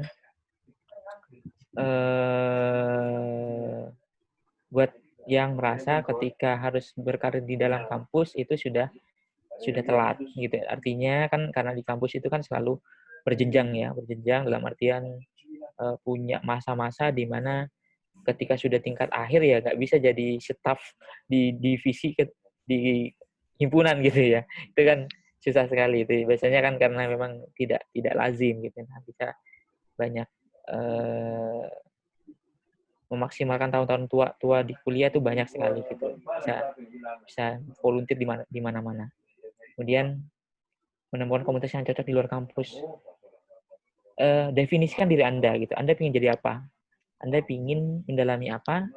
Nah, dari situ baru Anda bisa menentukan komunitas apa yang Anda perlukan, Anda butuhkan gitu. Gitu. Gitu sih dari aku. Mungkin Aji bisa nambahin. Thank you. Makasih Mas Bisma. Kalau dari Aji gimana? Kalau dari aku yang pertama tadi cara menemukan komunitas yang cocok ya. Sama sih kayak Mas Oman bahwa kita harus cari tahu dulu nih kita tuh punya arah mau kemana ke depannya, punya goalnya tuh apa gitu. Terus yang kedua cari tahu outputnya tuh apa. Jadi ibarat tuh kalau bahasa sederhananya adalah input proses output gitu. Kita harus cari tahu inputnya yang kita dapat tuh apa, prosesnya tuh apa, dan outputnya itu apa sih kita harapkan di komunitas itu. Sesimpel itu sih kalau memilih komunitas. Intinya yang pertama kenali diri kamu tuh apa sih, kamu kemana ke depannya itu. Yang kedua alat organisasi. Terus bagaimana cara memaksimalkan?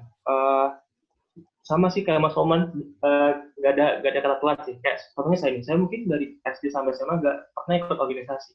Bahkan baru semester 2 baru ikut organisasi. Dan emang nggak ada kata telat bahwa ingat bahwa setiap orang tuh punya jalurnya masing-masing. Kita tuh emang mau balapan sama siapa sih? Nggak ada gitu. Intinya kita balapan sama diri kita sendiri. Bagaimana kita bisa menjadi versi terbaik dari diri kita. Ini itu doang. Nggak ada kata telat buat ikut organisasi. Itu aja sih. Oke, terima kasih Aji dan Mas Bisma. Mungkin tadi kalau bisa disimpulkan itu tidak ada hal yang telat gitu ya. Terus definisikan diri Anda itu bagaimana dan mau kemana gitu untuk menentukan kita mau ikut organisasi apa di luar kayak gitu. Selanjutnya ada pertanyaan dari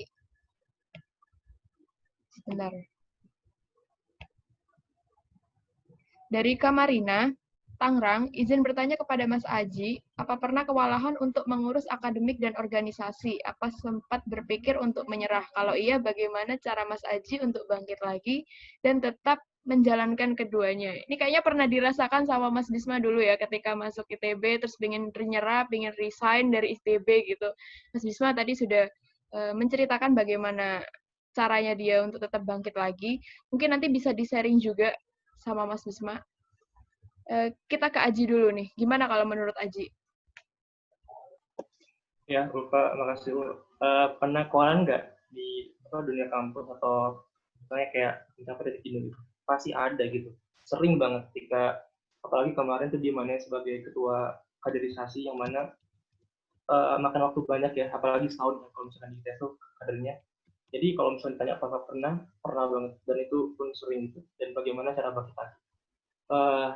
Kalau cara bangkit lagi adalah yang pertama selalu ingat awal saya. Kenapa sih saya masuk menjadi elemen kader kemarin? Jadi ingat awal kita gitu. Terus yang kedua, biasanya saya ini sih suka nulis, terus saya curahkan ke tulisan kayak apa sih permasalahan saya di dunia kampus, saya tuliskan semua bagaimana solusinya seperti itu. Jadi sering namanya berkontemplasi diri. Jadi sering-sering untuk berkontemplasi diri, merenungkan apakah perbuatan kita sekarang itu apakah benar untuk mencapai tujuan ke depan gitu, seperti itu. Lalu yang terakhir, yang ketiga, biasanya saya kalau misalkan jenuh atau ada lelah gitu di dunia kampus, pulang ke Situbondo biasanya. Biasanya kalau udah ke Situbondo tuh udah mulai seger lagi pikirannya, karena bertemu teman-teman Situbondo, bisa ketemu orang tua juga.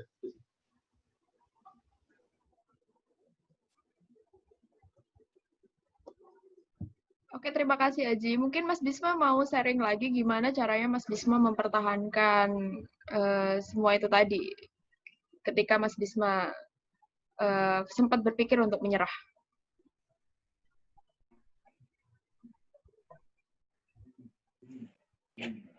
Ya, kalau Anda sudah bisa merasakan mau menyerah, itu berarti Anda sudah berproses.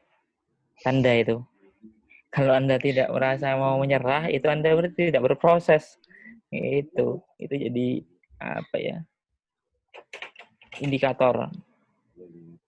Jadi kalau Anda merasakan saya ingin berhenti, saya ingin segera selesaikan ini, Anda berarti sudah sedang menanjak gitu ya. Ketika Anda menanjak itu tidak sampai ke checkpoint-nya, maka Anda harus balik lagi ke poin sebelumnya gitu, nggak lulus gitu, nggak level up kalau di game itu, jadi nggak level up, nggak dapat poin dan sebagainya. Nah, ingat bahwa ketika Anda sudah merasa Anda ingin menyerah, maka sebentar lagi Anda akan sukses. Gitu. Jadi intinya itulah. Jadi dari saya nggak banyak-banyak lah, intinya ingat itu ya, bahwa ketika Anda merasa ingin give up, menyerah, selesai, berhenti, berarti Anda mau sukses gitu. Jadi dekat sudah. Jadi tetap sabar, lakukan yang terbaik, doakan yang terbaik, sisanya biarkan Tuhan yang bekerja gitu. Dan saya gitu ya. Thank you.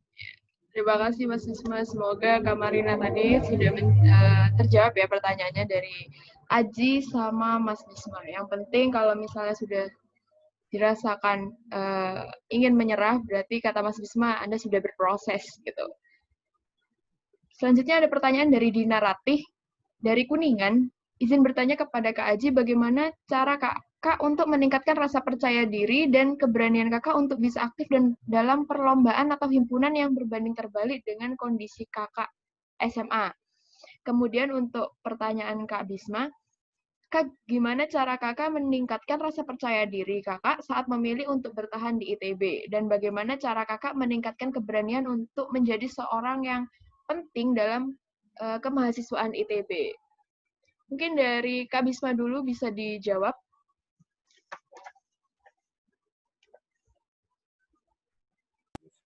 Oh, tetap percaya diri ketika krisis ya. Iya. Jadi pertanyaannya, yaitu mencari circle yang tepat. Jadi mencari supporting system yang tepat, mencari mentor yang tepat, sehingga ketika kita terbentur itu ada yang memberi guidance, memberikan feedback gitu, sehingga kita nggak poek gitu. Poek itu bahasa Sundanya itu gelap gitu, jadi nggak gelap. Nah, jadi kita bisa menemukan cara gitu ya, dimana. Dan saya orang yang selalu percaya bahwa ketika saya susah gitu ya, saya harus bangkit lagi. Dan saya percaya bahwa orang yang hebat itu bukan orang yang seberapa dia banyak jatuhnya, tapi seberapa dia banyak bangkitnya. Itu orang yang hebat, gitu. Orang yang pilih tanding, pendekar itu, pesilat. Gitu. Bagaimana dia ketika dijatuhkan, dibanting sama lawannya, dia bangkit lagi. Itu yang tangguh gitu ya, yang bangkit terus hingga waktunya permainan selesai. Jadi ya permainan kapan selesainya ya ketika kita sudah selesai di bumi, kita sudah mati gitu. Jadi selama itu ya kita harus bangkit terus, jatuh bangkit lagi terus. Itu dari saya. Mungkin Aji bisa nambahin.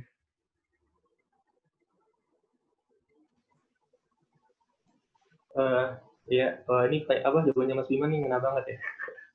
Kalau untuk saya sendiri, bagaimana meningkatkan percaya diri, apalagi dulu berbanding terbalik dengan SMA ya, nggak pernah ngapa-ngapain malah. Yang pertama, punya mentor, penting punya mentor. Jadi selama saya kuliah itu saya punya mentor satu orang, itu ada di teman saya sendiri di asrama. Bagaimana ketika saya ada masalah, ada kalau di kampus, saya selalu kayak apa ya, curhatkan ke dia gitu. Jadi penting untuk punya mentor. Bagaimana mentor ini bisa mensupport kita gitu kalau kita gagal. Itu yang pertama. Lalu yang kedua, tanamkan mindset pada diri sendiri itu bahwa dengan terbentur maka akan terbentuk. Gitu. Jadi jangan takut buat mencoba gitu, jangan takut untuk apa ya, terus mengasah diri kita meskipun apa ya, misalnya saya introvert misalkan, tapi bagaimana saya bisa tetap mau gak mau harus sosialisasi sama teman-teman kampus, apalagi kan kondisinya saya wakil ketua gitu, bagaimana juga bisa adapt sama teman-teman, bagaimana teman-teman bisa aware sama saya gitu. Jadi itu yang kedua, harus apa ya, tanamkan masuk pada diri kita bahwa kita harus punya mindset dengan terbentur maka kita akan terbentur. Lalu yang ketiga tadi sih intinya mau belajar gitu. Ya, stay foolish itu aja sih. Oke, terima kasih. Benar-benar kena semua ya. Berarti mencari circle yang tepat itu sangat penting buat kita. Mencari mentor dan supporting system buat kita sendiri. Pertanyaan terakhir dari Rana. Dia dari Palembang. Kak, gimana caranya memperbaiki relasi? Saya orangnya pemalu dan lumayan susah berbaur dengan orang lain. Selama ini saya hanya berinteraksi atau berbaur dengan circle aku doang. Gitu. Mungkin dari Aji dulu gimana, Ji? Memperbaiki relasi. Wow, menarik ya memperbaiki relasi. Oke. Jadi gini, mungkin saya akan sharing dikit teman-teman bahwa dulu ketika saya masih zaman-zaman SMA, saya mungkin punya relasi sedikit gitu. Kan teman saya bisa dihitung jari gitu daripada teman-teman di sini, teman-teman penelitian gitu. Lalu ketika masa kuliah, karena saya mencoba untuk keluar dari zona nyaman saya, akhirnya saya mencoba untuk kenal banyak orang gitu. Namun akhirnya saya mikir bahwa ketika kita juga kenal banyak orang, tapi kadang-kala teman kita atau ketika kita banyak orang itu pasti juga menimbulkan masalah gitu. Jadi banyak teman juga banyak masalah sebenarnya. Namun ini sih menarik sih bagaimana kita memperbaiki relasi ya. Ini sih pertama tetap jaga silaturahmi. Itu kunci utama gitu. Bagaimana kita bisa tetap jaring komunikasi, terus juga jangan kayak kita kalau misalnya kita butuh baru kontak dia, enggak. Setidaknya kita juga lebih ke bagaimana kita selalu menjalin hubungan komunikasi dengan baik gitu. Itu aja sih pentingnya menurut saya. Ini bisa ditambahin Mas Roman yang udah berdiri. Oke, terima kasih Aji. Kalau dari Mas Bisma sendiri gimana?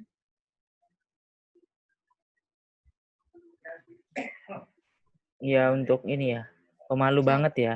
Iya, cara memperbaiki relasi. Jadi mulai ini tadi makanya tadi saya bilang masuk komunitas gitu ya. Kadang meskipun kita masih diem aja, maksudnya kita belum berani speak up gitu ya. Mulai belajar serawung gitu ya, maksudnya ngumpul, ada event meet up, ini ngumpul aja terus ngumpul, ada ngumpul apa lagi ngumpul gitu terus, meskipun masih malu-malu itu biasa, jadi masih kita nggak nyaman, proses itu semua proses. Tapi Anda jangan ketika Anda merasa saya nggak bisa banyak, saya orangnya nggak pandai berbicara gitu, saya nggak pandai untuk menyampaikan pendapat gitu. Nah, ngumpul aja dulu gitu. Nanti kalau ngumpul disuruh kenalan gitu ya, misalnya minimal kenalan namanya siapa, asalnya di mana, kuliah atau sekolahnya di mana gitu. Minimal dari situ. Pelan-pelan lagi suruh kenalan di mana-mana, mulai terbiasa. Aku sudah bisa kenalan gitu. Lagi bisa ini. Nah, dari situ mulai disuruh nanya gitu. Disuruh nanya, belajar bertanya meskipun baru pertanyaannya itu baru satu kalimat yang isinya cuma 5 kata gitu. Dari situ. Udah dari situ berani tanya dulu. Meskipun ketika dijawab diminta feedback sudah cukup, nggak apa-apa, nanya dulu gitu ya. Berani nanya gitu ya. Sampai nanti terbiasa terus sama juga saya gitu juga gitu ya. Ketika saya percaya bahwa dengan saya memperbesar circle, maka peluang saya untuk bisa sukses itu semakin besar gitu kan. Nah, dan caranya gimana? Misalnya udah ketemu saya diajak rapat sama wakil menteri BUMN. Aku iki sopo gitu kan, kalau bahasa Jawanya. Aku iki sopo, nggak punya jabatan apa-apa gitu kan. Terus diajak ngomong gitu, diajak diskusi, beranikan diri gitu ya, kita sampaikan pendapat. Dari diskusi-diskusi itu frekuensinya kan nanti akan tertransfer sendiri, tertransfer, kita berani, kita terbiasa untuk ini, nanti lama-lama kita level up sendiri gitu dengan begitu. Jadi kita men-train ourselves we train ourselves gitu ya dengan frekuensi itu. Jadi kalau kita mau ngobrol dengan misalnya sekelas, kita mau jadi sekelas pengusaha Sandiaga Uno, minimal berani ngomong sama Bang Sandi gitu loh. Gitu loh. Jadi kita mau ngomong sama sekelas Presiden Pak Jokowi, minimal kalau ada forum, kita berani bertanya gitu. Nah itu latihan ya, itu mental spiritual gitu kan. Jadi kita tidak hanya theoretically, tapi kita bisa, artinya jadi kecerdasan kita itu harus kita asah ya. Jadi tadi mungkin kita tadi cerita IQ, mungkin saya secara IQ mungkin lumayan lah, nggak bagus-bagus amat tapi lumayan lah gitu kan. Tapi ketika ngomong EQ dan SQ saya rendah gitu. Makanya ketika di kampus belajar itu yang minta asah terus gitu. Dan ternyata memang kecerdasan emosional inilah yang menjadi salah satu lokomotif kesuksesan kita gitu. Dan itu ya teman-teman harus mulai belajar. Dan nanti ke spiritual gitu ya. Apapun agamanya itu nanti spiritual. Mau Anda dari etnis Tionghoa, Anda mau dari etnis Jawa, Anda mau dari Melayu, Anda mau dari etnis Afrika gitu ya. Nah, itu sama semua. Jadi nilainya itu kecerdasan emosional, kecerdasan spiritual gitu. Itu yang dimainkan gitu pasti. Ketika Anda mau sukses itu pasti yang dimainkan gitu. Jadi menurutku itu sih yang perlu dimulai ya. Dan itu tadi bagaimana kita supaya berani untuk ke sana, kita punya mentor gitu. Kita punya mentor, mungkin orang-orang di sini bisa saling jadi mentor gitu. Misalnya saya bersedia jadi mentor gitu ya. Siapapun gitu. Siapapun, misalnya bintang Aji gitu ya. Aji mau jadi mentor, bersedia gitu ya. Bisa belajar sama Aji juga gitu ya. Aku juga bisa belajar sama Ulfa gitu kan. Jadi semua itu bisa kita jadikan mentor, tidak harus orang yang lebih hebat dalam artian segalanya gitu ya. Ada satu sisi yang orang mungkin dia lebih hebat daripada kita, satu sisi itu saja gitu. Kita bisa jadi mentor dia di sisi itu gitu. Jadi menurutku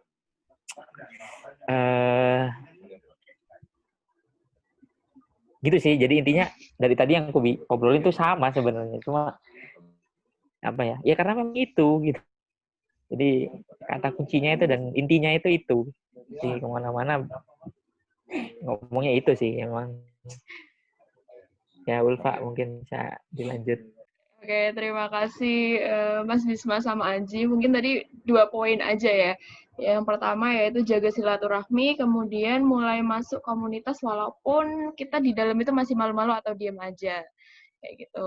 Oke, mungkin kita sudah sampai di akhir sesi. Saatnya bentar lagi kita bakal ada sesi foto bareng. Mungkin partisipan di sini bisa mengaktifkan kamera.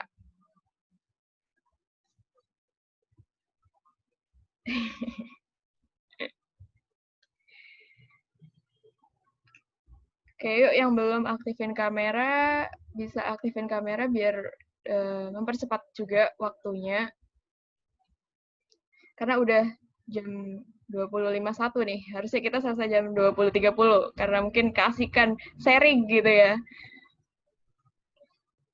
Oke, aku ambil fotonya ya, 1, 2, 3.